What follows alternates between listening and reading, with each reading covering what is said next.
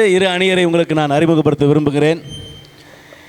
இந்த பக்கம் இருக்கிறவர்கள்லாம் திருமணம் ஆனவர்களே அதிக பாரம் உள்ளவர்கள் ஊழியத்தில் அப்படின்னு பேச வந்திருக்கிறாங்க.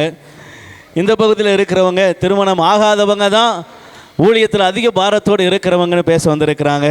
முதலாவது இந்த சபை திருமணம் ஆனவர்களேன்ற இடத்துல இருந்து சிஸ்டர் ரேணுகா சிஸ்டர் அவர்கள் வந்திருக்கிறாங்க, சிஸ்டர் ஜான்சி சிஸ்டர் அவர்கள் வந்திருக்கிறாங்க, சிஸ்டர் எஸ்தர் கிங்ஸ்லி அவர்கள் வந்திருக்கிறாங்க.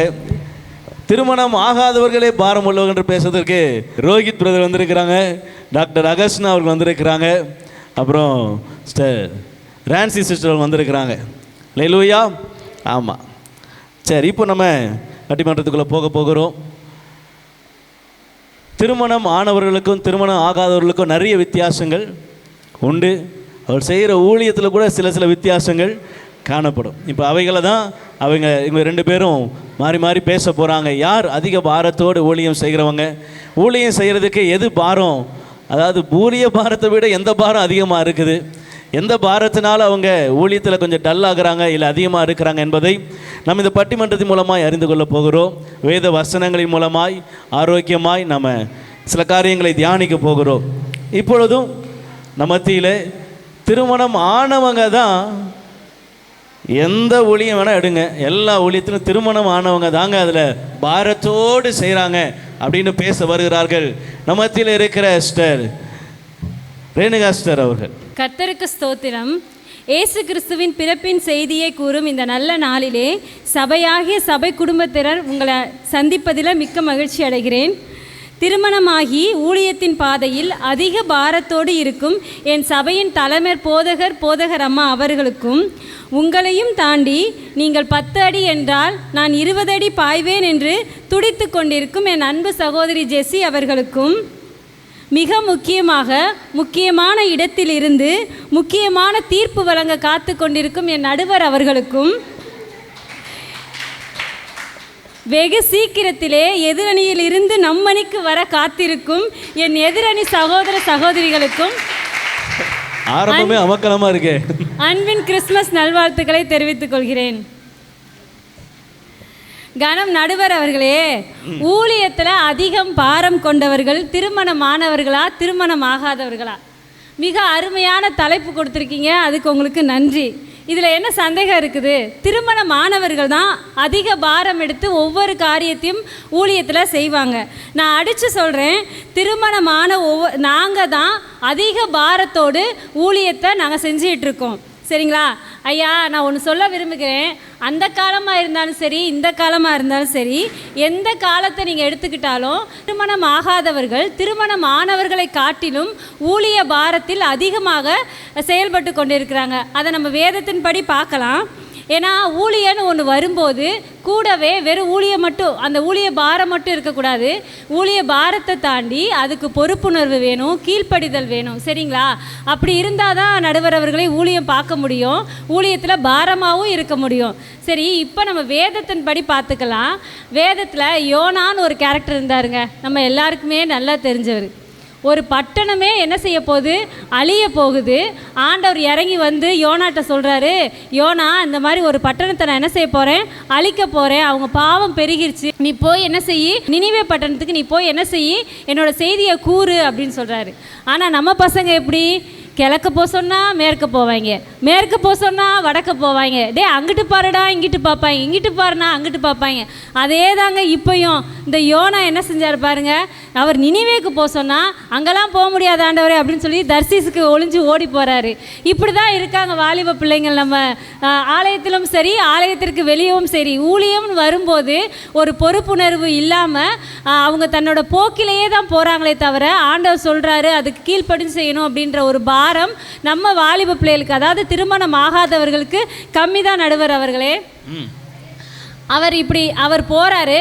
சரி, அவரை 3 நாள் வச்சுருந்து தப்பு பண்ணிட்டாரு. 3 நாள் அவரை மீனோட வயிற்றுக்குள்ளே வச்சு நல்ல ஆண்டவர் நிறைய உபதேசங்கள்லாம் கொடுத்து அவர் கற்றுக்கொண்டு திரும்ப என்ன செய்கிறாரு? நினிவேக்கு போகிறாரு. நினிவேக்கு கொண்டு போய் விட்டு அங்கேயே அவர் பிரசங்கம் பண்ணுறாரு. சரி, அப்புறம் பிரசங்கம் பண்ணிட்டோம். ஆண்டவர் வந்து என்ன செய்வார்? நினிவே அழிச்சிருவார்னு நினைக்கிறாரு. ஆனால் என்னாச்சு? நினிவே ஆண்டவர் அழிக்கலை. அவர் அந்த ஜனங்களுக்காக மனஸ்தாபப்படுறாரு. கர்த்தருக்கு இருக்கின்ற பாரம் அந்த யோனாவுக்கு இல்லை. அப்படி தான் இந்த வாலிப நாட்களில் நம்ம பிள்ளைகளும் திருமணம் ஆகாதவர்களும் கர்த்தருக்கு இருக்கிற பாரத்தில் கொஞ்சம் கூட இல்லாதபடி தான் இருக்காங்க. அந்த யோனாவை போல தான் இருக்காங்க. ஆனால் இதே இதை நீங்கள் பார்த்துக்கோங்க, நம்ம தாத்தா நோவா தாத்தா இருக்கார். ஆண்டவர் ஒரு காரியத்தை சொல்கிறாரு. அவர் வந்து திருமணமாகி 3 குழந்தைகளின் தகப்பன். அவரை மட்டும் காப்பாற்றலை, அவரோட ஃபேமிலியும் சேர்த்து காப்பாற்றி நல்லா கொண்டு வந்தார். அதாவது நான் என்ன சொல்ல வரேன் அப்படின்னா, ஊழியம்னு வரும்போது ஊழியத்திற்கு கூடவே வந்து பொறுப்புணர்ச்சியும் கீழ்ப்படிதலும் வேணும். அது வந்து இந்த திருமணம் ஆகாத வாலிப பிள்ளைகிட்ட நான் எங்கேயுமே பார்க்கல நடுவர் அவர்களே. உண்மைதான். ஆண்டவர் குடும்பத்தை தான் கொண்டு போய் பேழையை காப்பாற்றினார். கரெக்டு தான். வாலிபனை மட்டும் கூட்டு போல. அதனால் நோவாவால் ஒரு புதிய சந்ததியை உருவாச்சு. நம்மளாம் நோவாவோட சந்ததி தான் நடுவர். கண்டிப்பாக கண்டிப்பாக. சரி, அந்த காலத்திலே விடுங்க, நான் பைபிள் படி சொல்கிறேன்னு கூட நீங்கள் நினைக்கலாம். சரி, இந்த காலத்தில் வாங்களேன். ஒரு சிறந்த உதாரணம், ஒரு நல்ல உதாரணம், உங்களுக்கு எல்லாம் தெரிஞ்ச ஒரு உதாரணம். நான் தாங்க அந்த உதாரணம். நல்ல இன்ட்ரோடக்ஷன். திருமணமான நான் தான். இந்த சர்ச்சில் வந்து வாரம் ஞாயிறு ஆராதனை நடக்கும், உங்கள் எல்லாருக்கும் தெரியும். ஞாயிறு ஆராதனை அப்போது மேலே சண்டே கிளாஸ்னு ஒன்று நடக்கும். இங்கே எத்தனை பேருக்கு தெரியும்னு எனக்கு தெரியல. இங்கே சண்டே கிளாஸ்லேருந்து வந்து தான் இங்கே வந்து எதிரணியில் உட்காந்துருக்காங்க. ஆனால் ஒரு நாளும் சண்டே கிளாஸை வந்து எட்டி பார்த்ததே கிடையாது. அந்த ஞாயிறு பள்ளி எப்படி போகுது, ஒரே ஒரு அக்கா இருந்தாங்களே, ஒரு அத்தை இருந்தாங்களே, அவங்க என்ன தான் பண்ணுறாங்க, எப்படி சமாளிக்கிறாங்க, அந்த ஒரு தாகமோ ஒரு ஏக்கமோ ஒரு விசாரிப்பு கூட எங்கள் வாலிப பிள்ளைகளுக்கு, திருமணமாகாத பிள்ளைகளுக்கு இல்லை. இதுக்கு மேலே வருவாங்களா இருக்கும்னு நினைக்கிறேன். நீங்கள் பேச சொல்லிட்டீங்களே. என்னமோ போங்க, உங்கள் கையில் தான் இருக்காது. எனக்குமே வீட்டில் நிறைய வேலைகள் இருக்குது, ப்ரெஷர் இருக்குது, எல்லா காரியமும் இருந்தாலும் எனக்குள்ள ஊழியத்துக்குரியதான ஒரு பாரம் இருக்கிறதுனால தான் நான் அதிகமாக வந்து சண்டே கிளாஸில் இன்வால்வ் ஆகிறேன். அதை எடுத்து நடத்துகிறேன். பிள்ளைகள் வந்து என் பேச எல்லாமே நல்லா கேட்பாங்க. எல்லா பிள்ளைகளுமே நான் சொல்கிறதுக்கு அப்படியே அவங்க வந்து கீழ்ப்படிவாங்க. அந்த மாதிரி நான் வந்து என் சண்டே கிளாஸை வந்து நான் இன்னும் அதிகமாக நான் கொண்டு போகணும் அப்படின்னு சொல்லி ஒவ்வொரு காரியத்தையும் நான் எடுத்து நடத்துகிறேன். இன்றைக்கி நடந்த நிகழ்ச்சி ஃபுல்லாமே பிள்ளைங்க பண்ணது தான், எங்கள் பிள்ளைங்க பண்ணது தான். ரொம்ப அழகாக பண்ணாங்க. முழு பொறுப்பு நானும் சொல்ல முடியாது, ஆண்டவர் அதோட மீதி பொறுப்பெல்லாம் ஆண்டவர் தான் பார்த்துக்கிட்டாரு. ஏங்க நான் மட்டும் இல்லைங்க, என்ன விடுங்க. நேற்று ஜெஸ்ஸி வந்து நீங்கள் மேரேஜுக்கு முன்னாடி நீங்கள் எப்படி பார்த்துருப்பீங்க, அதை விட இப்போ டபுள் மடங்காக தான் ஜெஸ்ஸி வேலை பார்க்குறாங்க. எத்தனை பேர் ஆமான்னு சொல்கிறீங்க? பார்த்தீங்களா நடுவர் அவர்களே? நானே சொல்கிறேன் ஆமாம் தான். திருமணம்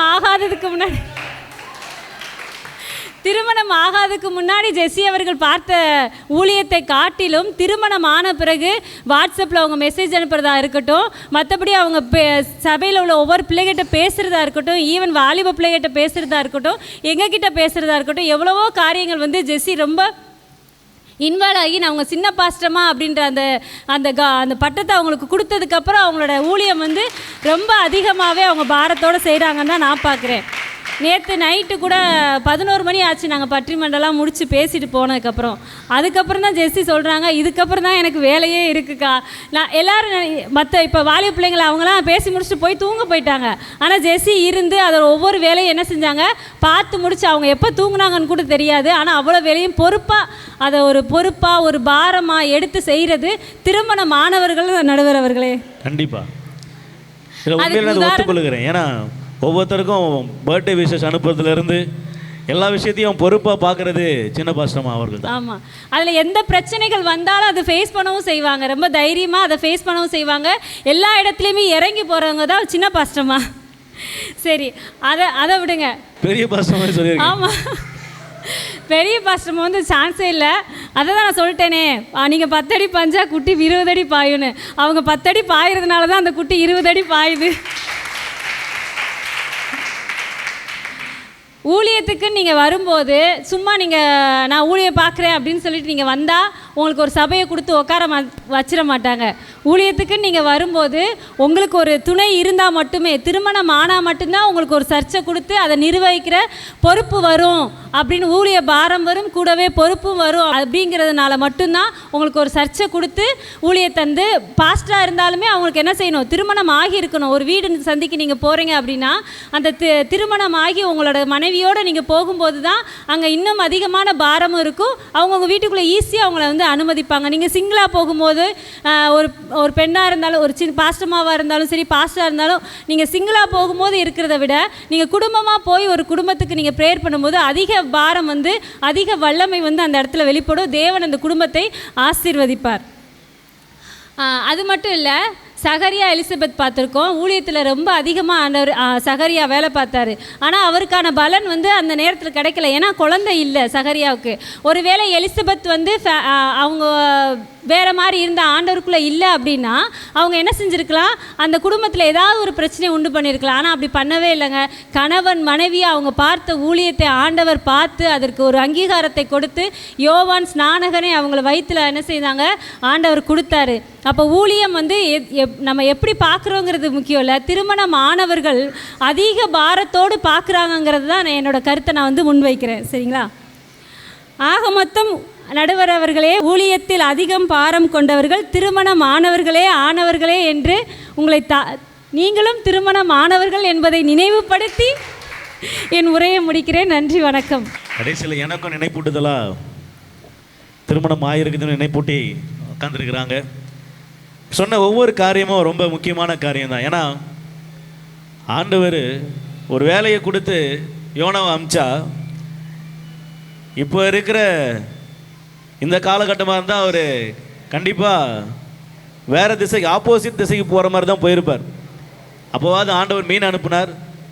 இப்போ ரோடு வழியாக போனால் எதை அனுப்பியிருப்பான்னு தெரில. நம்ம ஆண்டவர் ஒரு வார்த்தையை சொன்னார்னா அந்த வார்த்தையை அப்படியே கீழ்ப்படுகிறவர்கள் சொன்ன போல நோவா கர்த்தர் சொன்னபடியெல்லாம் என்ன செய்தார், செய்து முடித்தார்.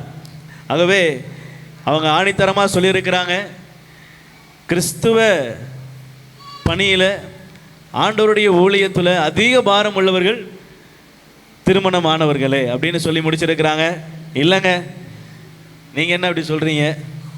நீங்கள் என்ன தான் அப்படி தலையில் நின்னாலும் தண்ணி குடித்தாலும் நாங்கள் சொல்கிற கார்த்தையை கேட்டுட்டு நீங்கள் அடுத்த வார்த்தையை பேசுங்க அப்படின்னு திருமணம் ஆகாதவர்கள் தான் அதிக பாரம் உள்ளவர்கள் என்று பேச வருகிறார்கள்.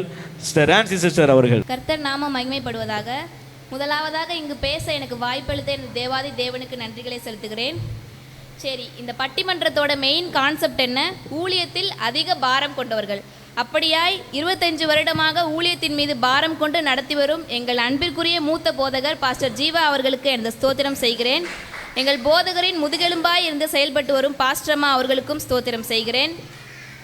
எங்கள் தகப்பன் போல அன்பின் கட்டளைகளால் எங்களை வழிநடத்தும் சிறிய போதகர் பாஸ்டர் சாலமோன் ராஜா அவர்களுக்கும், அளவில்லா பாசத்துடன் எப்பொழுதும் புன்னகையுடன் நடத்தும் எங்கள் சின்ன பாஸ்டர்மா அவர்களுக்கும் ஸ்தோத்திரம் செய்கிறேன். ஊழியத்தில் அதிக பாரம் கொண்டவர்கள் திருமணமானவர்கள் என்று பேச வந்துவிட்டு ஊழிய பாரத்தை விட குடும்ப பாரத்தை அதிகமாக சுமந்து கொண்டு அமர்ந்திருக்கும் எங்கள் எதிரணியினருக்கும் எனது ஸ்தோத்திரங்களை செலுத்துகிறேன். மற்றும் சிரிப்பும் சிந்திப்பும் கலந்த இந்த பட்டிமன்றத்தை காண ஆவலோடு வந்திருக்கும் உங்கள் அனைவருக்கும் ஸ்தோத்திரம் செலுத்தி எனது வாதத்தை ஆரம்பிக்கிறேன். ஊழியத்தில் அதிக பாரம் கொண்டவர்கள் திருமணம் ஆகாதவர்கள் தாங்க. ஏன் நான் இப்படி சொல்கிறேன்னா, ஆண்டவரே இதை தாங்க சொல்லியிருக்காரு. நீ உன் வாலிப பிரயாயத்திலே உன் சிருஷ்டிகரை நினைன்னு ஆண்டவர் சொல்லியிருக்காரு. திருமணம் ஆனதுக்கப்புறமோ இல்லை வயசானதுக்கப்புறமோ நீ வந்து ஆண்டவரை நினை அப்படின்னு வந்து அவர் சொல்லலை. இங்கே வந்து நம்ம தாவீது எடுத்துக்கிட்டோன்னா, தாவீது இளம் வயதாக இருந்தான் அப்படின்னு பைபிளில் குறிப்பிட்டிருக்கு. அப்போ தாவீது வந்து வாலிபனாக இருக்கிறாரு. அவர் வந்து என்ன பண்ணுறாரு, ஆடு மேய்ச்சிட்டு இருக்கிறாரு. அப்போ வந்து என்ன, சிங்கமும் கரடியும் வருது. சிங்கத்தின் வாயை பிளந்து அந்த ஆடுகளை வந்து காப்பாற்றுறாரு. 1 சாமுவேலில் நம்ம பார்க்குறோம், ஜீவனுள்ள தேவனுடைய சேனைகளை நிந்திக்கிறதற்கு விருத்த சேதனம் இல்லாத இந்த பெலிஸ்தன் எம்மாத்திரம் அப்படின்னு தாவீது சொல்கிறாரு. தாவீது இதை சொல்கிறதுக்கான காரணம் என்ன? ஆண்டவர் மேலே அவருக்கு இருந்த வைராக்கியம். கர்த்தர் என்ன சொல்கிறாருன்னா, வாலிபரின் அலங்காரம் அவர்களின் பராக்கிரமம். ஆண்டவர் வாலிபர்களுக்கு தான் பராக்கிரமத்தையும் பலனையும் கொடுத்துருக்காரு.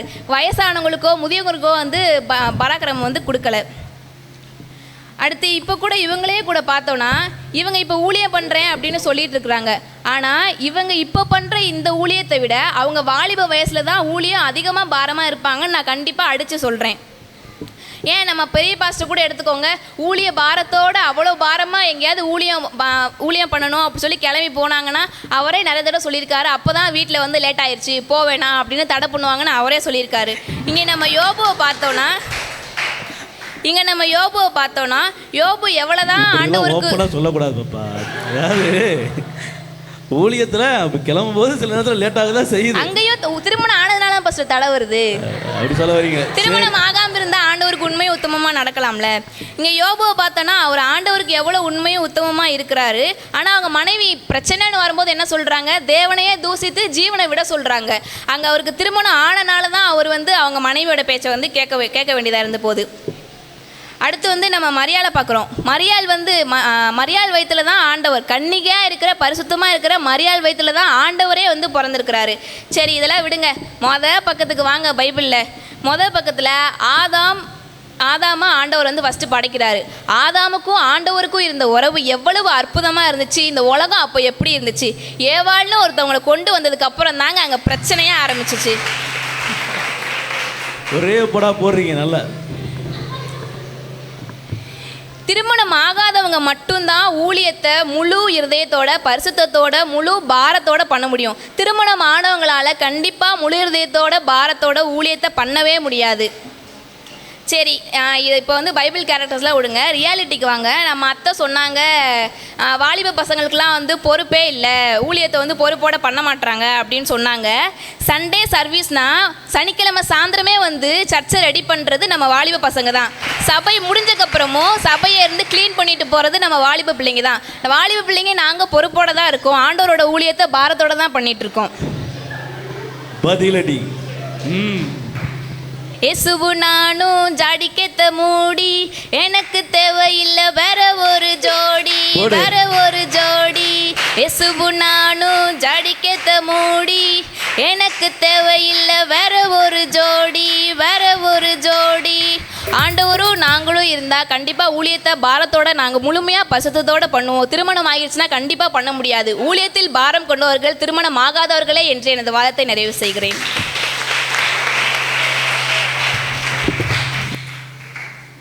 சார், இவ்வளவு காரியங்களை அப்படி மழை மாதிரி கொஞ்ச நேரத்தில் பொழிஞ்சிட்டாங்க. திருமணம் மாணவர்களே கொஞ்ச நேரம் விறுவிறுத்து பார்த்த மாதிரி இருந்துச்சு. நானுமே கொஞ்ச நேரத்தில் யோசித்தேன், பரவாயில்லையே நம்மளும் கொஞ்சம் தீர்ப்பை கொஞ்சம் பார்த்தா சொல்லணும் போல இருக்கு. அநேக வசனங்களை அநேக காரியங்களை அவங்க முன் வச்சாங்க. கடைசியில் அவங்க சொன்னதுக்கு பதிலடியாக கொடுக்குறாங்க பாருங்கள். பசங்க, வாலிப பசங்க தான் பொறுப்பாக என்ன செய்கிறாங்க, சனிக்கிழமையே வருகிறது, எல்லாத்தையும் அரேஞ்ச் பண்ணுறது எல்லாம் அவங்க தான் பண்ணுறாங்க, பொறுப்போடு இருக்கிறாங்க அப்படின்னு அவங்க பேசியிருக்கிறாங்க. நீங்கள் என்ன காரியங்களை சொன்னாலும் திருமணம் ஆனவர்களுக்குன்னு ஒரு பொறுப்புரிமை இருக்குது. அவங்க தான் ஊழியத்தை பாரத்தோடு செய்கிறாங்க அப்படின்னு திருமணம் ஆனவர்களே அப்படின்ற டீம்லேருந்து பேச வருகிறார்கள் சிஸ்டர் ஜான்சி சிஸ்டர் அவர்கள். கரங்களை தட்டி வரவேற்போமா.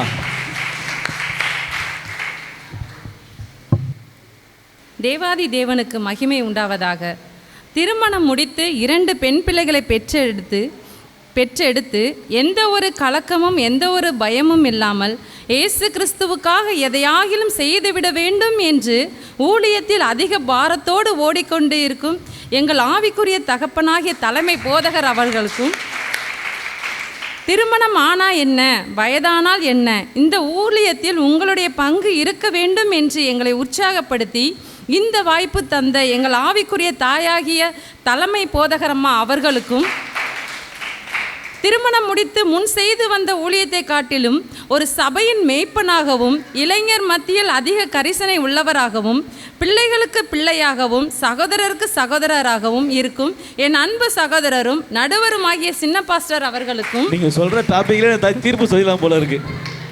இளம் வயதில் செய்த ஊழியத்தை காட்டிலும் திருமணம் முடித்து பிள்ளைகள் வந்த பிறகு செய்கின்ற ஊழியத்தில் அதிக பாரத்தோடும் வல்லமையோடும் அதிரடியாகவும் செய்து வருகின்ற என் அருமை சகோதரி சின்ன பாஸ்டர்மா அவர்களுக்கும், அழகுக்கு அழகு சேர்க்கும் என் அருமை சகோதரிகளுக்கும், பண்பும் பாசமும் கொண்ட என் அருமை சகோதரர்களுக்கும், பட்டாம்பூச்சியாய் சுற்றி திரும் என் அருமை பிள்ளைகளுக்கும், உங்களுக்கும் இயேசு கிறிஸ்துவின் நாமத்தில் இனிய கிறிஸ்துமஸ் நல்வாழ்த்துக்களை தெரிவித்துக் கொள்கிறேன். நடுவர் அவர்களே, எதிரணியில் இருக்கும் என் மருமக நல்ல ஒரு பாட்டாவே பாடுனா, எனக்கு வேண்டாம் வேற ஒரு ஜோடி, நானும் இயேசுவும் ஜாடிக்கத்த மூடின்னு ஒரு பாட்டு பாடினாங்க. அப்படி இருந்தா ஆதாம் ஏவாள் கதையை பற்றி சொன்னாங்க. அந்த ஆதாம் தனிமையாக இருப்பது நல்லதல்ல என்று தான் அவருக்கு ஏற்ற துணையை ஆண்டவர் கொடுத்தாரு. அப்படியே விட்டுருந்தா என்ன ஆயிருக்கும், நல்லா இருக்காது, அவனோட பேச பழக ஒரு துணை வேண்டும் என்று சொல்லி தான் ஆதாமுக்கு ஆண்டவர் ஒரு துணையை ஏற்படுத்தினார். அதே போல தான் நோவா, நமக்கு எல்லாருக்குமே தெரியும், நோவா தாத்தா ஒரு பேழையை உண்டு பண்ணார். அதில் என்னென்னலாம் ஏற்ற சொன்னார்? ஜோடாக ஒரு கழுதை ஆனால் கூட ஒரு ஜோடாக தான், ஆணும் பெண்ணுமா தான் அந்த பேழைக்குள்ளே ஏற்றி காக்கப்பட்டாங்க. அப்போது நமக்கு துணை இருக்கணும். திருமணம் ஆனால் தான் நம்ம காக்கப்படுவோமே தவிர, துணை இல்லாமல் ஒரு சிங்கிள் ஆளாக உள்ளே போய் அங்கே இருக்க முடியாது. அதிலிருந்து பிறந்து வந்தவங்க தான் நம்ம சந்ததியாக நம்ம இங்கே நிற்கிறோம். இதுக்கும் மேலே ஒரு மிஷினரி கதையை பற்றி பார்ப்போம். அவர் பேர் ஜான் நாக்ஸ். ஒரு மிஷினரி, ஜெப வீரர், ஸ்காட்லாந்தின் எழுப்புதல் கனல் என்றே சொல்லுவாங்க. எதற்கும் அஞ்சாத மாவீரர், கிறிஸ்து எனக்கு ஜீவன், சாவு எனக்கு ஆதாயம் என வாழ்ந்தவர். நாட்டின் அரக்கியான ராணியே இவரின் ஜெபத்துக்கு நடுங்குமாம். இங்கே நம்ம பிள்ளைகளை ஃபோனில் விளையாடாதாடா அப்படின்னு நம்ம சொன்னாலே நம்ம பிள்ளைகளோடைய முக நாடி வேறுபட்டதுன்னு வசனத்தை போல் பிள்ளைகளோட முகம் என்ன செய்யுது? வேறுபடுது. அந்த மாதிரி ஆயிடுது. அதுக்கு மேலே நம்மளால் எதுவுமே பேசவும் முடியாது. அந்த ஜான் நாக்ஸ் இரவும் பகலும் ஜெபிக்கக்கூடிய ஒரு ஜெப மனிதர். ஒரு நாள் அவங்க மனைவி கேட்டாங்களாம், கொஞ்சம் நேரமாவது தூங்கக்கூடாதான்னு கேட்ட மனைவியிடம் அவர் சொன்னாராம், என் நாடு ரட்சிக்கப்படாமல் இருக்கும்போது நான் எப்படி தூங்க முடியும் என்று சொல்லுவாராம். பைபிளில் ஒரு அழகான வசனம் இருக்குங்க, அது எல்லாருக்குமே நமக்கு தெரிஞ்சது தான். யோவேல் 2:28 கடைசி பகுதி, உங்கள் வாலிபர் தரிசனங்களையும் காண்பார்கள் என்று சொல்லி ஒரு வசனம் இருக்குது. அந்த வசனத்தின்படி நம்ம பிள்ளைங்கள் தரிசனத்தை கூட பார்க்க வேண்டாங்க, அலறாமல் இருந்தாலே போதும். தூக்கத்தில் எந்திரிச்சு உட்காந்துட்டு அது அங்கே இருக்கு, ஏன் அவன் அங்கே நிற்கிறான், சுடு சுடு சுடு, அவனை கொள்ளு அப்படிங்கிறாங்க. நம்ம தூக்கத்தில் பயந்து எந்திரிச்சு பார்த்தோம்னா அவன் பாட்டில் சொல்லிட்டு இப்போ தூங்கிடுவான், நமக்கு தூக்கமே வராது. அப்படி தான் இருக்குது நம்ம வாலிப பிள்ளைகளுடைய ஊழிய பாரம். அப்போ அவங்களுக்கு கேம் விளையாடுறது தான் பாரம் இருக்குன்றீங்க. அந்த பாரம் தூக்கத்துலேயும் வருது. ஸ்காட்லாந்தை தாரும், இல்லைன்னா நான் சாகிறேன் அப்படின்னு சொல்லி தான் அந்த ஜெப வீரர் ஜெபித்து ஸ்காட்லாந்து தேசத்தை அவருடைய முழங்காலில் அந்த ஸ்காட்லாந்து தேசத்தையே ஆண்டவர்கிட்ட வாங்கினாங்க. ஆனால் நம்ம பிள்ளைங்க என்ன பண்ணுறாங்கன்னா, ஃபோன் வாங்கி கொடுக்கலன்னா சாப்பிடவே மாட்டேங்கிறாங்க, பேசக்கூட மாட்டேங்கிறாங்க. ஒரு வேலை சொன்னால் கூட நீங்கள் ஃபோன் வாங்கி தரல, நான் எதுக்கு பேசணும் அப்படிங்கிறாங்க. எதுக்குமே பதில பைக் வாங்கி கொடுக்கலன்னா போதும், அது எதுவுமே பேசவே மாட்டாங்க. அப்படி தான் இருக்குது. அது மட்டும் இல்லைங்க, ஆபிரகாம் திருமணம் முடித்த பிறகு தான் தன்னுடைய கட்டளைகளுக்கு கீழ்ப்படியும் தன்னை சேவிக்கவும் அழைக்கப்பட்டார். அது எல்லாருக்குமே நம்ம தெரிஞ்சது தான். அதற்கு பிறகு விசுவாசத்தில் வளர்ந்தார்.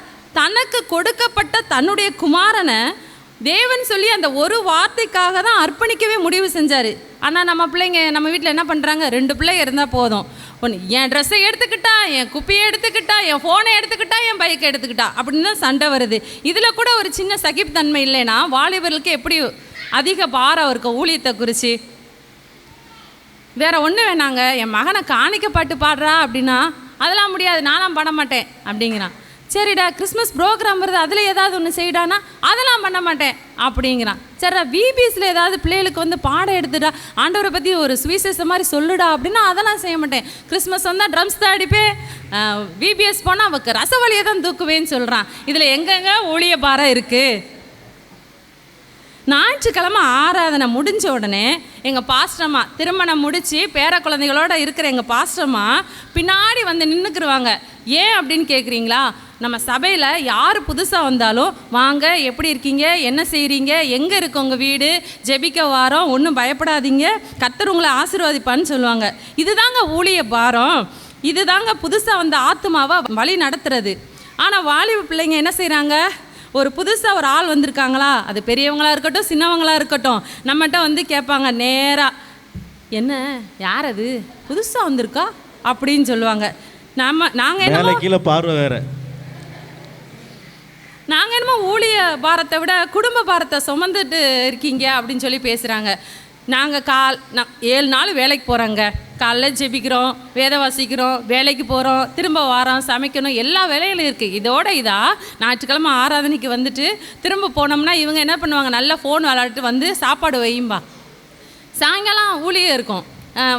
வாரத்தில் மாதத்தில் 2வது ஞாயிற்றுக்கிழமை கிராம ஊழியம் நடக்குது. அதில் எத்தனை வாலிபர் கலந்துக்கிறாங்கன்னு நீங்கள் சொல்லுங்கள். ஒருத்தர் கூட வரமாட்டாங்க. இங்கே பார்த்தீங்கன்னா நாங்கள் தான் ஊழியத்தை அதிக பாரத்தோடு செய்கிறோன்னு பேசுகிறாங்க. சரி அதுதான் விட்டுருங்க.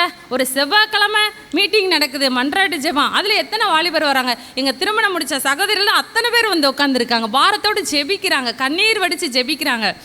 வெள்ளிக்கிழமை உபவாச ஜெபத்தில் அவங்க தான் வராங்க. இதில் எங்கே இருக்க நடுவர் அவர்களே பிள்ளைகளுடைய ஊழிய பாரம்? நான் தான் பாரப்பட்டு ஜெபிக்கிறேன், ஆண்டு பக்கம் யாரும் 2 பேராக வரணும் ஆண்டவரே அப்படின்னு. எங்கள் சின்ன பாஸ்டர்மாவை எடுத்துக்கோங்க. கிறிஸ்மஸ் வந்தாலே போதும் எங்கள் எல்லாருக்கும் புது ட்ரெஸ் வந்துடும்.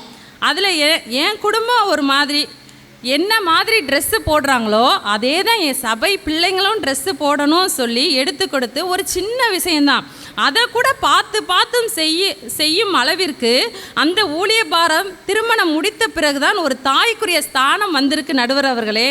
உண்மைதான், கண்டிப்பாக. பொதுவாக பாஸ்டர் அப்படின்னாலே நமக்கு ஒரு பயம், மரியாதை, அவங்க சொல்கிறதுக்கு கீழ்ப்படுகிறது அப்படின்னு நம்ம தான் இருப்போம். ஆனால் அந்த வாலிப பசங்கிட்ட ஒரு வார்த்தை சொல்லுங்களேன், பாஸ்டர் சொன்னானா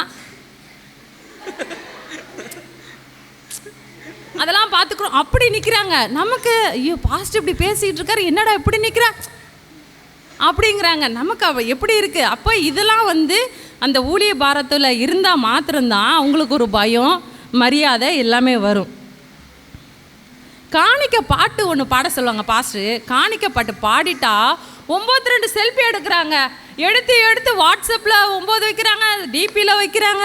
ஆனால் எங்கள் பாஸ்டர் இருக்காங்கல்ல, எப்பயாவது ஊழிய பாரம் தான் சிஸ்டர். டிபி வைக்கிறது ஒரு ஊழிய பாரமா ஆயிடுச்சு அப்படி. ஆனால் எங்கள் பாஸ்டரை பாருங்கள், ஒரு டிபி இருக்காது, ஒரு ஸ்டேட்டஸ் இருக்காது. அப்போல்லாம் பாட்டெல்லாம் பார்த்திங்கன்னா நமக்கே ஒரு பிரசன்னமாக இருக்கும், வல்லமையாக இருக்கும், தாகமாக இருக்கும் ஊழியத்தை குறித்து, ஜனங்களை குறித்து. ஆனால் இப்போ பாட்டு அப்படின்னாலே பிள்ளைகளுக்கு டான்ஸ் தான் வேணுங்கிறாங்க, அது இல்லைன்னா ஓல்டு பாட்டான். அப்போ எபேசியர் 6:8 படி மனுஷருக்கென்று ஊழியம் செய்யாமல் கர்த்தருக்கென்றே நல்மனதோட ஊழியம் செய்யுங்கள். ஆகையால் திருமணம் முடித்த பிறகுதான் ஊழியத்தில் அதிக பாரத்தோடும் பொறுப்போடும் நல்மனதோடும் ஊழியம் செய்ய முடியும் என்று வாய்ப்புக்கு நன்றி கூறி விடைபெறுகிறேன். நன்றி. எனக்கே வார்த்தை வர மாட்டேங்குது. என்ன அவங்க சொன்ன எல்லாத்துக்கும் இவங்க பதிலடி கொடுத்துருக்குறாங்க. திருமணம் ஆனவங்க தான் அப்படின்னு சொல்கிறதுல பெரிய பாஸ்டர்லேருந்து பெரிய பாஸ்டமா, சின்ன பாஸ்டமா, அடுத்து நான், அடுத்து இருக்கிற எல்லாரையும் சேர்த்து எல்லாருடைய ஊழியத்தில் என்ன வித்தியாசங்கள் என்பதை அழகாக அவங்க தெளிவாக அவங்க பேசியிருக்கிறாங்க. அவங்க ஆணித்தரமாக சொல்லி அமர்ந்திருக்கிறாங்க. என்ன தான் நீங்கள் திருமணம் ஆகாமல் இருக்கும்பொழுது ஊழிய பாரத்தோடு செய்கிறேன்னு சொன்னாலும் திருமணம் ஆனவங்களுக்கு ஈக்குவலாக என்ன செய்யலைன்றதை அவங்க ஆணித்தரமாக சொல்லி அமர்ந்திருக்கிறாங்க. இல்லைங்க, அப்படிலாம் இல்லை, திருமணம் ஆகாதவங்க தான் எல்லாரையும் காட்டிலும் அதிக பாரம் உள்ளவங்கன்னு சொல்லி இப்போ அடுத்த அணியிலிருந்து பேச வருகிறாங்க டாக்டர் அகஸ்டினா அவர்கள். கரணத்தடி வரவேற்போம்மா. நமக்காய் இந்த பூமியில் உதித்த என் இயேசு கிறிஸ்துவுக்கு முதலாவது என் மகிமையை செலுத்துகிறேன். திருமணமாகி கவலையோடு அமர்ந்திருக்கும் என் நடுவர் அவருக்கும், ஊழியத்தில் ஆமாம் ரொம்ப கவலையாக தான் இருக்கு, ஊழியத்தில் பாரமில்லாத எதிரணி சகோதரிகளுக்கும், ஊழியத்தை பாரத்துடனும் ஆர்வத்துடனும் செய்யும் என் அணியினருக்கும், திருமணமாகி ஊழியம் செய்ய முடியவில்லை என்ற கவலையோடு அமர்ந்திருக்கும் என் சபை குடும்பத்தினருக்கும் என் வாழ்த்துதலை தெரிவித்துக் கொள்கிறேன். நடுவர் அவர்களே, ஊழியத்தில் அதிக பாரம் கொண்டவர்கள் திருமணம் ஆனவர்களா திருமணம் ஆகாதவர்களா? திருமணம் ஆகாதவர்கள் தான் ஊழியத்தில் அதிக பாரம் கொண்டவர்கள். சரி, இப்போ நம்ம ரேணுகாக்கா சொல்லிட்டு போனாங்க, சின்ன பாஸ்டமாக தான் நைட்டு 11 மணி வரைக்கும் உட்காந்து வேலை செய்கிறாங்க அப்படின்னு. அவங்களுக்கு அதுக்கப்புறம் தான் வேலையே இருக்குன்னு.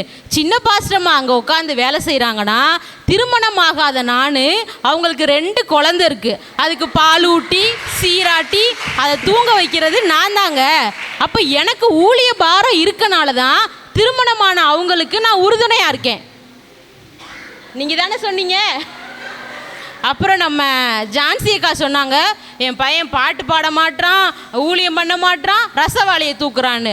ரசவாளியை தூக்குறான்னா இங்கே 12:30 வரைக்கும் உட்காந்து ப்ரேயர் பண்ணிவிட்டு எல்லாரும் வெளியே போனதுக்கப்புறம் ரசவாளியை எடுக்கிறனால திருப்தியாக சாப்பிட்டு போகிறீங்க. அவன் ரசவாளியை எடுக்கலைன்னா நீங்கள் எல்லோரும் சாப்பிட்டு போயிருப்பீங்களா? ஏசப்பாவே எல்லாரையும் திருப்தியாக தாங்க அனுப்புகிறாரு. அதுவும் ஒரு ஊழியந்தாங்க. ரசவாளி எடுத்தாலும் அதுவும் ஊழியந்தாங்க. ஸோ ஊழியத்தில் ஊழியத்தில் அதிக பாரம் கொண்டவர்கள் திருமணம் ஆகாதவர்கள் தாங்க. இப்போது நம்ம நடுவர் அவர்களே எடுத்துக்கோங்களேன். அவர் பிரசங்கம் எடுக்கிறதுக்கு லேப்டாப்பையும் பைபிளையும் எடுத்துகிட்டு உட்காந்துருப்பார். கரெக்டாக 3 மணிக்கு கால் வரும். பேபி மணி 3 ஆச்சு, ஜெர்வினை கூப்பிட போகணும். அடுத்து ஒரு அரை மணி நேரம் கழிச்சு, பேபி மணி 3 ஆச்சு, ஜெஸ்வினை கூப்பிட போகணும். அவரால் எப்படிங்க பிரசங்கம் எடுக்க முடியும்? ஏன்னா சரியான பாயிண்ட். அப்போதான் உட்காருவோம். அது வேணும், உப்பு இல்லை, அவனை கூப்பிடணும், எல்லாம் வரும். கரெக்டு தான். அவருக்கு பாரம் இருந்தாலும் அவரை பாரமாக இருக்க விட மாட்டாங்க. ஏன்னா அவருக்கு கல்யாணம் ஆயிடுச்சு. சரிதான் நடுவர் அவர்களே? இல்லை, அப்படி நான் பாரமாக தான் இருக்கிறேன். இப்போ நம்ம பைபிள் கேரக்டரே எடுத்துக்கலாமே. 1 கொரிந்தியர் 7 கடைசியில் பவுல் என்ன சொல்கிறாருன்னா, விவாகம் இல்லாமல் இருக்கிறது மனுஷனுக்கு நலமாயிருக்கும் என்று எண்ணுகிறேன். உங்களுக்கு புரியும் நினைக்கிறேன். விவாகம் இல்லாமல் இருக்கிறது மனுஷனுக்கு நலமாயிருக்கும் என்று எண்ணுகிறேன். விவாகம் இல்லாதவன் கர்த்தருக்கு எப்படி பிரியமாயிருக்கலாம் என்று கர்த்தருக்குரியவைகளுக்காக கவலைப்படுகிறான். விவாகம் பண்ணினவன் தன் மனைவிக்கும் தன் கணவனுக்கும் எப்படி பிரியமாயிருக்கலாம் என்று உலகத்திற்குரியவைகளுக்காக கவலைப்படுகிறான். இதிலே உங்களுக்கு தெரிஞ்சிருக்கும், ஊழியத்தில் பாரமாக இருக்கிறது திருமணம் ஆகாதவங்க தாங்க. பவுலே சொல்லிட்டாரு. இதுக்கு மேலே உங்களுக்கு என்ன வேணும்?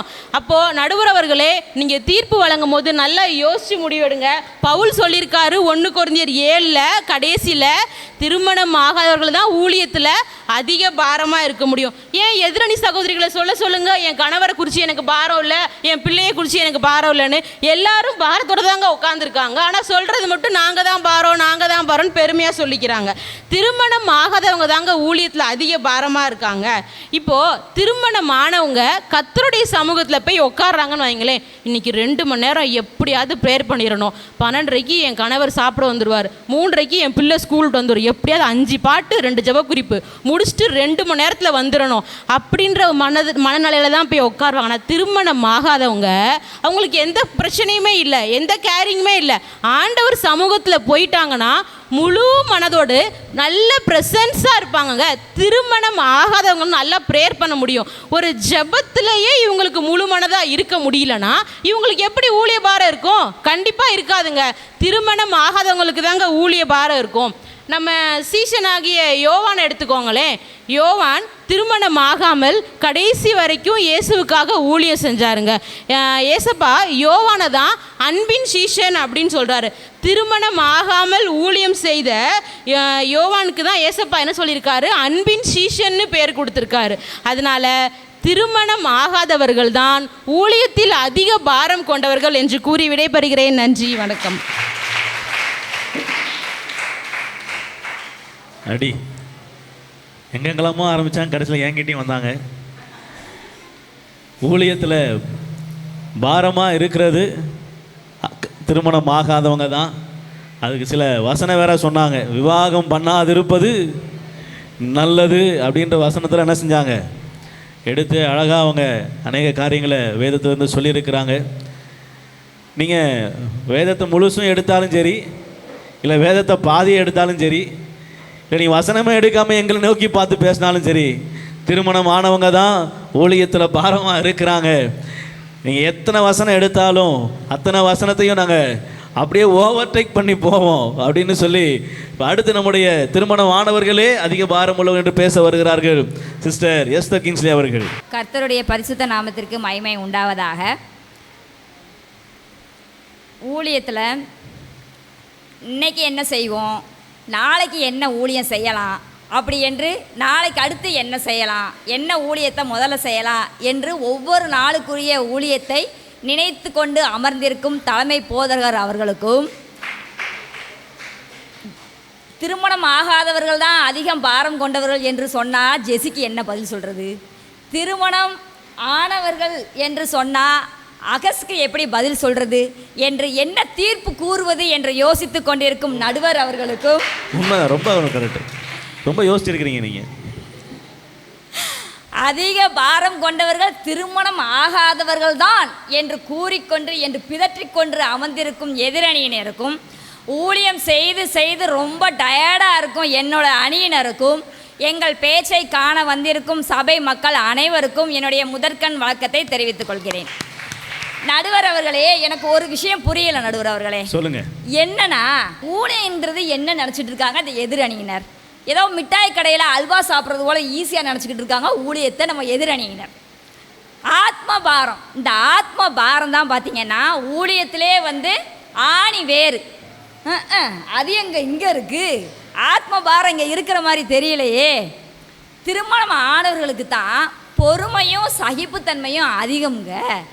அவங்களால தான் வந்து ஒரு ஊழியத்தை அதிக பாரத்தோட ரொம்ப திறமையாக வெற்றிகரமாக முடிக்கக்கூடியவங்க திருமணம் ஆனவர்கள் தான். அவர்களுக்கு தான் பக்குவம் இருக்குது, மன முதிர்ச்சி இருக்குது. ஆத்ம பாரம் இருந்தால் தான் வந்து இந்த ஊழியத்தை வந்து திறம்பட செய்ய முடியும்.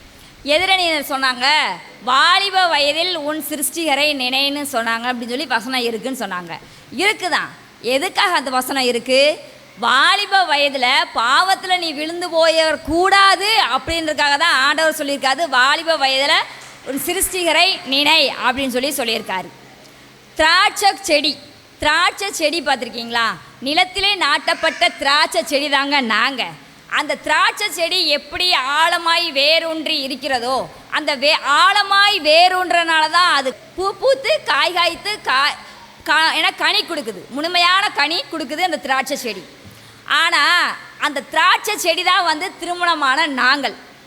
இவர்கள் திருமணமாகாத இவர்கள் வந்து யாருன்னா, அன்றைக்கு அற்ப பதர் அன்றாடம் வந்து முளைப்பித்து அன்றே மடிந்து போகும் அற்ப பதர் தான் இந்த திருமணம் ஆகாதவர்களின் ஊழியம். பார்த்துக்கோங்க. அது என்ன? காலையில் அப்படின்றாங்க. காலையில் வந்து பூத்து சாயந்தரமே அது வந்து என்னஞ்சு போயிடும், மடிஞ்சு போயிடும். அதே மாதிரி தான் இவங்களுடைய ஊழியமும். பார்த்துக்கோங்க. அடுத்து பவுலை வந்து சொன்னாங்க, பவுலுக்கே பாடம் சொல்லி கொடுத்தவங்க நாங்கங்க. ஏன்னா நாங்கள் தான் ஆஸ்கில்லாவும் பிரிசில்லாவும் நாங்கள் தான் வந்து அவங்களுக்கு வந்து திட்டமும் திருஷ்டாந்தமும் சொல்லி கொடுத்தவங்களே நாங்கள் தான். அவங்களுக்காக அடிக்கப்படுறதுக்கு ரெடியாக இருந்ததே நாங்கள் தான் ஆஸ்கில்லாவும் நாங்கள் தான் பிரிஸ்கில்லாவும். அடுத்து பார்த்தீங்கன்னா, இந்த காலத்து வாலிபர்கள்லாம் பார்த்தீங்கன்னா எந்த வந்து மூத்த தலைமை போதகர்களாலும் சரி ஊழியக்காரங்களாலும் எங்கேயாவது மொபைலை தூக்கி நீங்கள் பார்த்துருக்கீங்களா? மொபைலில் வந்து வேதம் வாசித்து பார்த்துருக்கீங்களா? மொபைலில் பாட்டு பாடி பார்த்துருக்கீங்களா? நான் அந்த திருமணமான பக்குவம் அடைந்த ஊழிய வாரம் நிறைந்த ஊழியக்காரர்கள் இந்த வேத வசனத்தை தான் கையில் தூக்கி பிரசங்கம் பண்ணுவாங்க. இதை வச்சு தான் வந்து எல்லாம் பண்ணுவாங்க. ஒரு நாளும் மொபைல் ஃபோனை கையில் வச்சு பாட்டு பாடவோ வேத வாசிக்கவோ செய்யவே மாட்டாங்க. ஆனால் இந்த கால திருமணம் ஆகாத வாலிபர்கள் தங்களை அதிக பாரம் உள்ளவர்கள் என்று சொல்லிக்கொள்ளும் இந்த திருமணம் ஆகாதவர்கள் மொபைல் ஃபோனில் தான் பார்த்துக்கோங்க அதிகமாக பாட்டு பாடுறாங்க, அதிகமாக வேத. இதில் பிரசன்னம் இருக்கா இல்லை மொபைலில் அதிக தேவ பிரசன்னம் இருக்கா? எதில் பிரசன்னம் இருக்குன்னு உங்களுக்கே தெரியும். அதுதாங்க இந்த காலத்து வாலிபர்களின் ஊழியம். இது நாங்கள் திருமணம் ஆனவர்கள் செய்யக்கூடிய ஊழியம் எப்படிப்பட்டதுன்னு எல்லாருக்குமே தெரிஞ்ச விஷயந்தான். அடுத்து பார்த்தீங்கன்னா, இவங்க நம்ம எப்படி பாட்டு பாடுறோம்? அன்பு கூறுவேன் இன்னும் அதிகமாய் ஆராதிப்பேன் இன்னும் ஆர்வமாய். இந்த பாட்டு பாடும்போது என்ன ஒரு தேவ பிரசனை வந்து இறங்கும் பாருங்க. இவங்க எப்படி பாடுவாங்க தெரியுமா? அன்பு கூறுவேன் இன்னும் அதிகமாய் ஆராதிப்பேன் இன்னும் ஆர்வமாய் முழு வல்லத்தோடே ஆராதிப்பேன் முழு வல்லத்தோடே அன்பு கூறுவேன். இந்த பாட்டுல எங்கெங்க பிரசனம் இறங்கு? தேவ பிரசனம் இருக்க பிரசனமும் ஓடி போகுங்க. இதுதான் ஒரு நாள் பாட்டு ஞாபகம் வருது. தேனினி மயிலும் இயேசுவின் நாம நல்ல பாடல். தேனினி மயிலும் இயேசுவின் தேனினி மயிலும் இயேசுவின் நாமம் இனிய மதுரமா. இப்போ அப்படி மாத்திட்டாங்க. ரொம்ப கஷ்டமா தான் இருக்கு.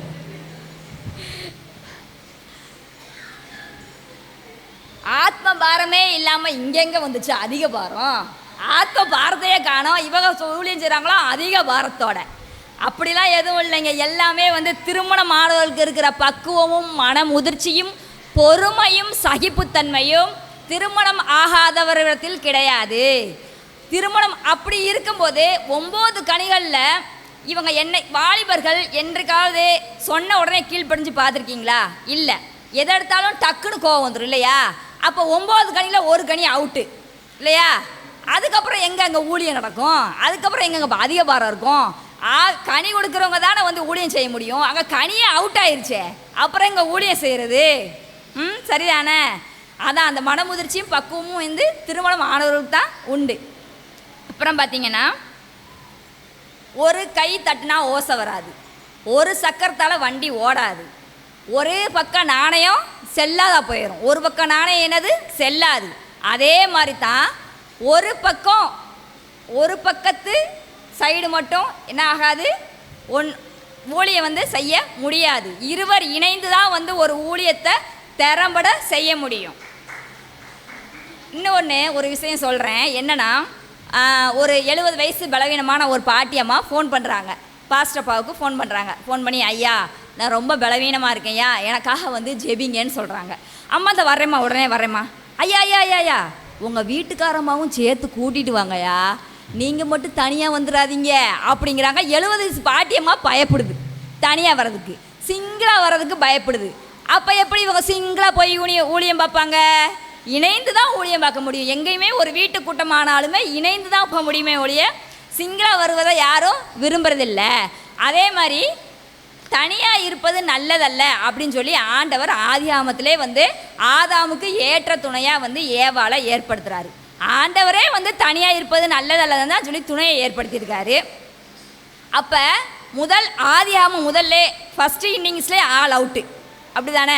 இன்னிங்ஸே வந்து எல்லாம் முடிஞ்சு போச்சு. அங்கேயே சொல்லியாச்சு தனியாக இருப்பது நல்லதல்ல அப்படின்னு சொல்லிட்டாரு. அப்புறம் எப்படி இங்கே வந்து சிங்கிளாக வந்து ஊழியம் பார்ப்பேன்னு இவங்க வந்து சொல்கிறாங்கன்னு எனக்கு புரியலை. சரிங்க. அதனால் ஊழியத்தில் அதிக பாரம் கொண்டு பக்குவமாகவும் சகிப்புத்தன்மையோடும் பொறுமையோடும் ஊழியம் செய்பவர்கள் அதிக பாரமுடைய திருமணம் ஆனவர்களே என்று கூறி விடைபெறுகிறேன். நன்றி, வணக்கம். நிறைய காரியங்களை அவங்க அழகாக எடுத்து சொன்னாங்க. திருமணம் ஆனவங்க தான் பக்குவமும் பொறுப்பும் உள்ளவர்களாக என்ன செய்வாங்களாம்? ஆமாம், அதில் இருப்பாங்க. அதனால் அவங்க தான் அதிக பாரத்தோடு ஊழியம் செய்வாங்க அப்படின்னு. அப்புறம் ஒரு கதை சொன்னாங்க. 70 வயசு பாட்டி என்ன செய்கிறாங்க? தனியாக வராதிங்க பாஸ்டமாவையும். ஏன் அப்படி சொல்கிறாங்கன்னா, பெண்களிடத்தில் என்ன செய்வாங்க, சில விஷயங்களை பேசுகிறது அவங்களுக்கு எளிமையாக இருக்கும், பயப்படலாமா. அவங்க என்ன சொல்கிறாங்கன்னா, பாஸ்டமாட்ட என்ன செய்யணும், சில காரியங்களை நான் பேசணும் அப்படின்ற மாதிரி ஒரு சேர்ந்து போகும்போது அதில் அந்த வீட்டு கணவருக்கும் தலைவருக்கும் சில காரியங்கள் ஈஸியாக பேச முடியும், மனைவிக்கும் என்ன செய்ய முடியும், பாஸ்டமாட்ட சில காரியங்களை ஈஸியாக பேச முடியும். அது ஒரு நல்ல சிறந்த ஊழியமாக இருக்கும் அப்படின்னு தான் அழகாக அவங்க தெளிவாக சொன்னாங்க. நீங்கள் என்ன வேணால் சொல்லுங்கள், நீங்கள் எப்படி வேணால் சொல்லுங்கள், நீ எங்கூடி சுற்றி வேணாலும் சொல்லுங்கள், நேராக கூட சொல்லுங்கள். ஆனால் நாங்கள் என்ன சொல்கிறோன்னா, திருமணம் ஆகாதவங்க தான் ஊழியத்தில் அதிக பாரமாக இருக்கிறாங்க அப்படின்னு அஞ்சா சிங்கம், யாரை பார்த்து அஞ்சாத எங்கள் சிங்கம். ஆமாம், என்னுடைய ரோஹித் பிரதர் அவர்கள் பேச வருகிறார்கள். கரணத்தடி உற்சாகமாக வரவேற்கலாமா? மீட்பர் இயேசுவின் நாமத்திலே இங்கு வந்திருக்கும் அனைத்து சகோதர சகோதரிகளுக்கும் என் முதல் வணக்கத்தையும் ஸ்தோத்திரத்தையும் தெரிவித்துக் கொள்கிறேன். இப்பொழுதும் இந்த இடத்திலே எனக்கு ஒரு அறிமுகத்தை கொடுத்து எனக்காக ஒரு வாய்ப்பை அளித்த போதகர் அவர்களுக்கும் அவர்கள் குடும்பத்திற்கும் ஒரு நன்றியை தெரிவித்துக் கொள்கிறேன். தோற்றுவிடுவோமோ என்ற பயத்தில் விதவிதமாக வசனங்களை பேசி ஜெயிக்க முயற்சி செய்து கொண்டிருந்த எதிரணியாருக்கும் என் ஸ்தோத்திரத்தையும் வாழ்த்துக்களையும் தெரிவித்துக் கொள்கிறேன். ஸ்தோத்திரம் சிஸ்டர். சரி, நடுவர் அவர்களே, பட்டிமன்றத்தின் தலைப்பு என்ன? அதிக பாரம் உள்ளவர்கள், அதாவது ஊழியத்தில் அதிக பாரம் உள்ளவர்கள் திருமணம் ஆகாதவர்களா ஆனவர்களா? இதில் என்ன உங்களுக்கு சந்தேகம் நான் கேட்குறேன். கன்ஃபார்மாக சொல்லுங்கள், திருமணம் ஆகாதவர்கள் தான். திருமணம் ஆகாதவர்களே அப்படின்னு அப்போ கடைசியாக சொல்கிறேன். இப்போ சொல்ல ஆமாங்க, ஊழியத்தில் அதிக பாரம் கொண்டவர்கள் திருமணம் ஆகாதவர்கள் தான். எப்படி சொல்கிறேன்னா, இப்போ சொல்கிறேன். இப்போ என்ன கூட வச்சுக்கோங்களேன், நான் வேலைக்கு போவேங்க. வேலைக்கு போகும்போது எனக்கு எந்த ஒரு பாரமும் பிரச்சனையும் வரவே வராது. சரியா? எந்த ஒரு பிரச்சனையும் இல்லாமல் ஆண்டவர் கால் இடராத அளவுக்கு நடத்தி என்னை வேலைக்கு கொண்டு போவாருங்க. அதுவே நான் ஊழியத்திற்குன்னு கிளம்பும்போது பாஸ்டர் கூப்பிடுவார், தம்பி ஒரு ப்ரேயர் மீட்டிங் இருக்கியா, மறக்காமல் வந்துறியான்னு. சரி, நான் கிளம்பிவிட்டேன். வீட்டிலேருந்து கிளம்பும்போது தான் சொல்லுவாங்க, தம்பி வீட்டில் தண்ணி இல்லையா, போய் தண்ணி எடுத்துகிட்டு வாயான்னு எங்கள் அம்மா சொல்லுவாங்க. சரிம்மா, கர்த்தருக்கு ஸ்தோத்திரம்னு எடுத்து கொடுத்துருவேங்க. இப்படி பைக்கில் பெட்ரோல் இருக்காதுங்க, போயிட்டு இருக்கும்போதே பைக்கில் பார்ப்பேன், பைக்கில் பெட்ரோல் இருக்காது, எங்கே நிற்கும்னே தெரியாது. இப்படி பல கஷ்டங்களை தாண்டி நான் ஊழியத்துக்கு வர்றேங்க. பல கஷ்டங்களையும் தாண்டி தடங்களையும் தாண்டி வர்ற நிறைய சகோதரர்கள் இங்கே அமர்ந்திருக்காங்க. அதெல்லாம் கடந்து ஆண்டவருக்கு ஊழியம் பண்ணும் பாரத்தோடு ஊழியம் பண்ணுகிறவர்களாம் திருமணம் ஆகாதவர்கள்ங்க. கர்த்தருக்கு ஸ்தோத்திரம்னு சொல்லிட்டு பாரத்தை தூக்கி கேப்பில் வச்சுக்கிட்டு ஊழியம் பார்க்குறவங்க தாங்க திருமணம் ஆகாதவர்கள். ஓடு அப்படியா? இப்போ எதிரணி சகோதரி சொன்னாங்க, அவங்க மகன் வந்துக்கிட்டு தூங்கும்போது அவனை சுடுறா, இவனை சுடுறா, அவனை புடுறான்னு சொல்கிறாங்க. ஆனால் அவங்களுக்கு தெரியல, அவங்க மகன் தான் இங்கே சர்ச்சில் பாரத்தோடு ஊழியம் பண்ணுறாங்கன்னு. இந்த சர்ச்சில் அதிகம் பாரத்தோடு ஊழியம் பண்ணுறாரு அவர் மகன்தான். உதாரணத்துக்கு பார்த்தீங்கன்னா சர்ச்சை துடைக்கிறதா இருக்கட்டும், பாய் விரிக்கிறதா இருக்கட்டும், கேமரா பிடிக்கிறதா இருக்கட்டும், மியூசிக் போடுறதா இருக்கட்டும், இப்படி எல்லா இடத்துலையும் ஆல்ரவுண்டராக கலக்கி கொண்டிருக்கிற எங்கள் சகோதரரை ஊழியமே பண்ண மாட்டான், உட்காந்து புலம்பிட்டு இருக்கான்னு சொல்கிறாங்க. இப்படி கர்த்தருக்காக அதிக பாரத்தோடு ஊழியம் பண்ணுற எங்கள் சகோதரர் திருமணம் ஆகாதவர் தாங்க. எதிராணியாரே, உங்களுக்கு ஒரு இப்போ கேள்வி ஒன்று கேட்குறேன். நீங்கள் வந்து எப்படி ஊழியம் பண்ணுவீங்க? உங்களுக்கு தான் குடும்ப பாரத்தை பார்க்கவே டைம் சரியாக இருக்கே, இதில் எப்படி வந்து ஊழியம் பார்ப்பீங்க? தூக்கிட்டு பார்ப்பீங்களா? ரைட்.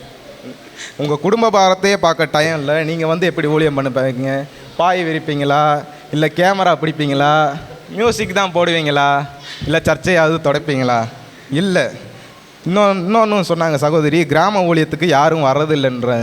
அவங்களுக்கு அவங்க மகனை பற்றி சரியாக தெரியலன்னு நினைக்கிறேன். போதகருக்கு முன்னாடியே அவர் தாங்க வந்து நிற்கிறாரு. உண்மைதான். சரி விடுங்க. இப்போ நான் உங்களுக்காக பைபிள்லேருந்து ஒரு அருமையான கேரக்டர் ஒன்று கொண்டு வந்திருக்கேன். அவர் பேர் தாங்க அழுகையின் தீர்க்கதரிசி எரேமியா. பேர்லேயே எவ்வளோ பாரம் இருக்குன்னு தெரியுதாங்க, அழுகையின் தீர்க்கதரிசி. அப்போ எந்த அளவுக்கு வாங்கியிருப்பாருன்னு பார்த்துக்கோங்க.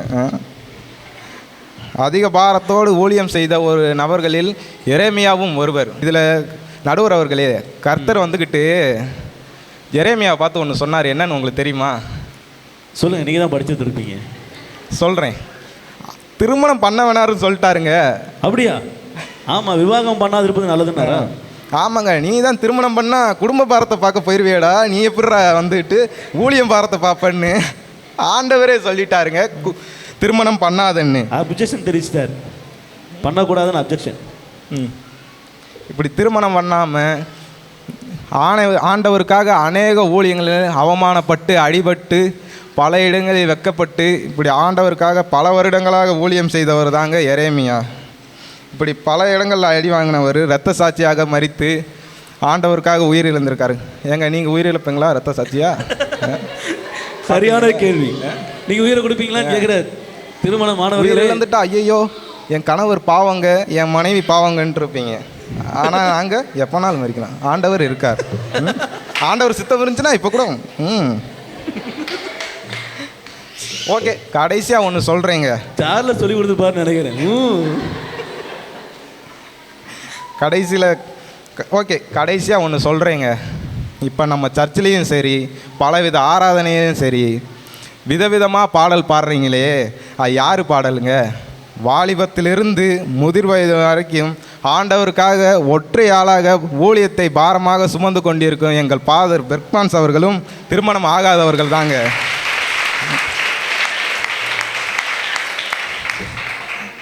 சகோதரி சொன்னாங்க, தனியாக யாரும் ஒரு பக்கம்தான் இருக்குது, ஒரு கை இருந்தால் தான் ஓசை வரணும். இங்கே பார்த்தீங்கன்னா எங்கள் ஃபாதர் அவர்கள் ஒற்றை ஆளாக இருந்து தான் ஊழியத்தை பாரமாக தூக்கி சுமந்துருக்காருங்க. இவ்வளோ இதுவும் தெரியாமல் நடுவர் அவர்களை ஓவராக செய்கிறீங்கன்னு நினைக்கிறேன். நீங்கள் இவ்வளோ பாரத்தோடு பேசுறது பார்த்தா எனக்கே ஆச்சரியமாக இருக்குது. ஆமாங்க, இங்கே பேசுகிறதே எனக்கு ஒரு பாரமாக தாங்க இருக்குது. ஆண்டவர் எவ்வளோ கஷ்டத்தோடு வந்துட்டு பேசிகிட்டு இருக்கேன்னு தெரியுமாங்க. கை உதறது, கால் நடுங்குது, ஆனாலும் பாரத்தோட ஊழியத்தை செய்கிறீங்க. அப்படி இருந்தும் பட்டிமன்றத்தில் கலந்து ஆண்டவருக்காக ஊழியம் செய்வேன்னு வந்திருக்கேன் பாருங்க. என்ன நானே ஒரு எக்ஸாம்பிள் தாங்க. ஓகே நடுவர் அவர்களே, இப்போ சொல்லுங்க, ஊழியத்தில் அதிக பாரம் கொண்டவர்கள் திருமணம் ஆனவர்களா திருமணம் ஆகாதவர்களா? சொல்லுங்க. சொல்கிறேன், கண்டிப்பாக அதுதான் உட்காந்துருக்கேன், கண்டிப்பாக சொல்லுவேன். சரி, நல்ல தீர்ப்பாக சொல்வார் என்று நடுவர் கையில் ஒப்படைக்கிறேன். நன்றி, வணக்கம்.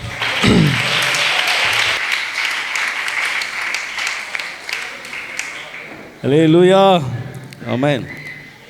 சரி, பட்டிமன்றம் அழகாக 2 டீமும் பேசி முடித்தாங்க. முதலாவது திருமணம் ஆனவர்கள். வேதத்தில் நம்ம திருமணம் ஆனவர்கள் அப்படின்னு பார்க்கும்போது நிறைய குடும்பங்களை வேதம் நமக்கு நல்ல உதாரணமாக எடுத்து காட்டுகிறது. அதில் அவங்க சொன்னது போல் நோவா குடும்பமாக இருக்கலாம், ஆபிரகாமுடைய குடும்பமாக இருக்கலாம், இன்னும் என்ன நிறைய முற்பிதாக்களுடைய குடும்பமாக இருக்கலாம். ஊழியத்தில் பாரம் அதிகமாக இருக்கிற குடும்பங்களை அதிகமாக வேதத்தில் நம்ம பார்க்குறோம். என்ன வேதத்தில் ஆண்டவர் சொல்லும்போது ஒரு இடத்துல சொல்கிறாரு, குடும்பத்தை நடத்த அறியாதவன் சபையை எப்படி நடத்துவான். இப்போ சபையை நடத்தணும், ஊழியத்தை செய்யணும், பாரத்தோடு செய்யணும் அப்படின்னா முதலாவது தன் குடும்பத்தை அதுக்கு ஒரு முன்மாதிரியாக ஆண்டவர் வைக்கிறார். முதல்ல நீ இந்த சின்ன ஒரு 4 பேர் 3 பேர் இருக்கிற குடும்பத்தை ஒழுங்காக கிரயமாக நேர்த்தியாக முதல்ல என்ன செய், நடத்த பழகு. அப்புறம் உன்னை நம்பி என்ன செய்கிறேன், பெரிய காரியங்களை தருகிறேன் என்று சொல்லி. இப்போ ஊழியத்தை அதிகமாய் பாரத்தோடு செய்கிற அநேக இடங்களிலே குடும்பம் தேவைப்படுகிறதா இருக்கிறது. குடும்பமாக ஊழியம் செய்யும்போது, குடும்பத்தில் இருந்து ஊழியம் செய்யும் பொழுது அந்த அநேக காரியங்கள் அவங்க சொன்னது போல் நிறைய காரியங்களை புரிந்து கொள்ள முடியும், அவருடைய காரியங்களை அறிந்து கொள்ள முடியும். அவர்களுக்காக நாம் ஜெபிப்பதற்கு நம்ம இருதயத்தில் ஒரு பாரம் உண்டாகும். அல்லேலூயா. ஒரு பாஸ்டர்கிட்ட ஒருத்தங்க வயிற்று வலின்னு வராங்க அப்படின்னா அந்த வயிற்று வலிக்காக அவர் என்ன செய்யணும், அந்த போதகர் ஜெபிக்கணும். அந்த போதகருக்கே வயிற்று வலி வரல, வயிற்று வலினா என்னன்னே தெரில அப்படின்னா அவர் என்ன செய்ய முடியாது, அவர்கள் பாரத்தை உணர்ந்து என்ன செய்ய முடியாது, ஜெபிக்க முடியாது. அதே போல தான் அந்த ஆண்டவர் ஊழியத்தை செய்யணும், ஊழியக்காரனாக இருக்கணும், இல்லை ஊழியத்தில் பாரம் இருக்கணும் அப்படின்னா முதலாவது நம்ம குடும்பத்தில் இருக்கிற சில பாரங்கள் என்ன செய்கிறாரு, சுமக்க வைக்கிறார். அந்த சுமக்க வைக்கும்போது தான் அப்போது ஊழியத்தில் எவ்வளோ பாரம் இருக்குன்றதை நம்ம என்ன செய்ய முடியுது, அநேக நேரங்களில் தெரிந்து கொள்ள முடிகிறது. இப்படி ஊழியம் செய்கிறதுக்கு திருமணம் ஆகாதவங்க பக்கம் வந்தோம் அப்படின்னா அதுக்கும் நிறைய எக்ஸாம்பிள் என்ன செய்கிறார், ஆண்டவர் வச்சிருக்கிறாரா. அதே ஆதியாகமத்தில் ஆபேல் ஆரம்பித்து கடைசியில் யோவான் ஸ்நானகன் வரைக்கும் நீங்கள் பார்த்தீங்கன்னா அவங்க சொன்னது போல் யோவான் ஸ்நானகன் திருமணம் ஆகாமலே என்ன செய்கிறாரு, மரிக்கிறார். அவருடைய ஆண்டவர் கொடுத்து சொல்கிற சாட்சியே எனக்கு பிரியமான ஊழியக்காரன், எனக்கு பிரியமான சீஷன். அப்போது அவங்களுக்கும் சில ஆதாரங்கள் சில காரியங்கள் என்ன செஞ்சுருக்கிறார் வச்சுரு. ஆகஸ்ட் சொன்னாங்க, விவாகம் பண்ணாதிருப்பது நல்லது அப்படின்னு சொல்லிட்டு விவாகம் பண்ணுறவங்க பண்ணிக்கிங்கன்னு பவுலடிகளார் சொல்கிறார். அங்கேருந்து அப்படியே தீத்துக்கு வந்தோம்னா மனசாட்சியில் சூடுண்ட பொய்யர்கள் விவாகம் பண்ணாதிருக்கவும் அப்படின்னு சொல்லி ஒரு வார்த்தையை அங்கே தீத்துக்கு எழுதுகிறார். என்ன இதில் என்ன வித்தியாசப்படுது அப்படின்னா திருமணத்தை குறித்து அங்கே பேசலை, அவங்களுக்குள்ளே இருக்கிற பாரத்தை குறித்து தான் பேசுது. இப்போ நீ திருமணம் ஆகிட்டேன்னா நீ யாருக்கு ஊழியம் செய்வ அப்படின்றத கொரிந்தியர்லையும், திருமணம் ஆன பிற்பாடும் கூட கர்த்தருக்கு உண்மையாக ஊழியம் செய்ய முடியும் என்பதை தீத்துவில் என்ன செய்கிறாரு, அங்கே விளக்கி காட்டுகிறார். ஆகவே திருமணம் ஆகாமல் இருக்கிறதுலையும் அநேக நன்மைகள் இருக்கிறது, திருமணம் ஆவதற்கு முன்பதாக வரைக்கும். அதுக்காக யாரும் திருமணம் ஆகாமல், இப்போ இங்கே பேசுகிற எல்லாருமே திருமணம் ஆகாமல் இருக்க போகிறது இல்லை. இவங்களும் திருமணம் பண்ண போகிறாங்க, இவங்களுக்கும் கர்த்தருடைய திருமண வாழ்க்கையை கொடுக்க போகிறார். இப்போது அந்த காரியங்களில் நம்ம என்ன எதை முன்பதாக எதை வைக்கணும் அப்படின்னா ஆண்டவருக்கு உண்மையாக என்ன செய்யணும், ஊழியம் செய்யணும். பாரம் திருமணம் ஆகாமல் இருக்கும்போது ஒருவேளை நீங்கள் சீக்கிரமாக போயிடலாம், இல்லை நீங்கள் யாரையும் கூட்டு போகணுன்னு அவசியம் இல்லாமல் இருக்கலாம். ஆனால் சபையை மோசே மாதிரி 6 லட்சம் பேரை 2 லட்சம் பேரை 1 லட்சம் பேரை 200 பேர் 300 பேரை நடத்தணும் அப்படின்னா சில இடங்களில் பொறுமையாக பக்குவமாக இருந்து கூட்டிகிட்டு போகிற அந்த பக்குவம் வர்றது எப்போனா திருமணம் ஆனதுக்கு அப்புறம் தான். அல்லேலூயா. இப்போ சில இடங்களில் திருமணம் ஆகாமல் இருக்கிற அந்த வேகம் இருக்கணும், சில இடங்களில் திருமணம் ஆன பிற்பாடு இருக்கிற பக்குவம் இருக்கணும். அப்படி இருந்தால் தான் நம்ம ஊழியத்தை பாரத்தோடு செய்யும் பொழுது அதில் அநேக பலன்களை காண முடியும். ஆக தீர்ப்பு என்னன்னா உங்களுக்கு என்ன தெரிஞ்சது தான், திருமணம் ஆகாதவர்கள் அல்ல, திருமணம் ஆனவர்கள் அல்ல, 2 பேருமே அதிக பாரத்தோடு ஊழியம் செய்கிறவர்கள் தான், 2 பேருமே கர்த்தருக்காக ஓடுகிறவர்கள் தான். ஆபேலும் கர்த்தருக்கு உண்மையாக இருந்தவன் தான். ஆபேலுடைய காரியங்களை நம்ம எல்லாம் பார்க்கும்போது அவன் கர்த்தருக்கு உண்மையாக பலி செலுத்தணும் என்ன செய்கிறான், இருதயத்தில் தீர்மானம் கண்ணி கொண்டவன். ஆனால் ஆபிரகாமோ ஈசாக்கு பலி செலுத்துவதற்கு உண்மையும் உத்தமமாய் தன்னுடைய காரியங்களை செய்தவன் தான். இப்போ திருமணம் ஆனவனுக்கும் திருமணம் ஆகாதவனுக்கும் இருதயத்தில் உண்மை இருக்க கர்த்தர் விரும்புகிறார். இருந்தால் பாரத்தோடு ஊழியம் செய்ய முடியும். அல்லேலூயா. கர்த்தர்களை ஆசீர்வதிப்பாராக. திருமணம் ஆன டீமில் இருக்கிறவங்களுக்கும் திருமணம் ஆகாத டீமில் இருக்கிறவங்களுக்கும் கர்த்தருடைய நாமத்தில் வாழ்த்துக்கள். உங்கள் யாவரையும் கர்த்தர் ஆசீர்வதிப்பாராக.